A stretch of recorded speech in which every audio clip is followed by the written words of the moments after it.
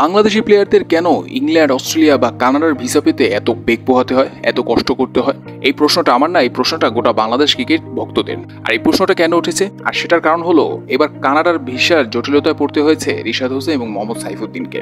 নিশ্চয়ই জানেন রিশাদ হোসেন এবং সাইফুদ্দিন এই প্রথমবার কানাডা প্রিমিয়ার লিগ খেলার সুযোগ পেয়েছেন। তো যার কারণে তাদের 22 জুলাই দেশ ছাড়ার কথা ছিল, কেননা 26 জুলাই মাঠে গড়াবে কানাডা প্রিমিয়ার লিগের প্রথম ম্যাচ। আর প্রথম দিনই রিশাদের দল টরন্টো এবং সাইফুদ্দিনের দল মন্ট্রিয়াল টাইগার্স মাঠে নামবে। তার আগে তাদেরকে দলের সাথে যোগ দেওয়ার কথা ছিল, তো যার কারণে তাদের 22 জুলাই দেশ ছাড়ার কথা ছিল আর 23 জুলাই দলের অনুসরণে যোগ দেওয়ার কথা ছিল। কিন্তু কোনো কিছুই হয়নি এই দুই ক্রিকেটারের, কারণ ভিসার জটিলতায় পড়েছেন এই দুইজন ক্রিকেটার, যার কারণে দেশ ছাড়তে পারেননি এই দুইজনের একজনও।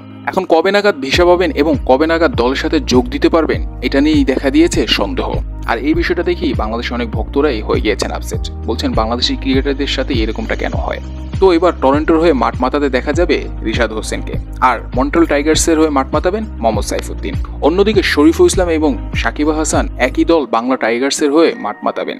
অন্যদিকে অনেক ভক্তরা আবার প্রশ্ন রাখছেন যে বাংলাদেশি ক্রিকেটাররা কানাডা পৌঁছালেও এই ক্রিকেটাররা কি প্লেইং ইলেভেনে আদৌ সুযোগ পাবেন, মাঠে নামার কি আদৌ সুযোগ পাবেন, এরকমটাই প্রশ্ন রাখছেন অনেক ভক্তরাই।